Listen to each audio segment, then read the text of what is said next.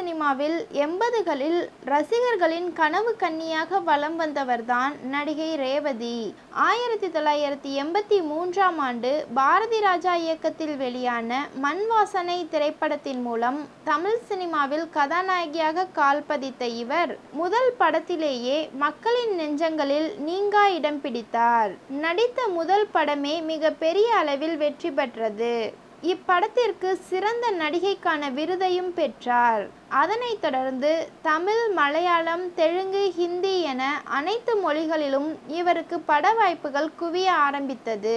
மௌனராகம், புன்னகை மன்னன், கிழக்கு வாசல், தேவர் மகன், மறுபடியும், அஞ்சலி, மகளிர் மட்டும் என வித்தியாசமான கதைகளை தேர்ந்தெடுத்து சூப்பர் ஹிட் படங்களை கொடுத்தார். அதனைத் தொடர்ந்து இயக்குனராகவும் அவதாரம் எடுத்தார். 2002ஆம் ஆண்டு மிதிர் மை ஃப்ரெண்ட் என்ற ஆங்கில திரைப்படத்தை இயக்கினார். இப்படம் சிறந்த ஆங்கில திரைப்படத்திற்கான தேசிய விருதை பெற்றது.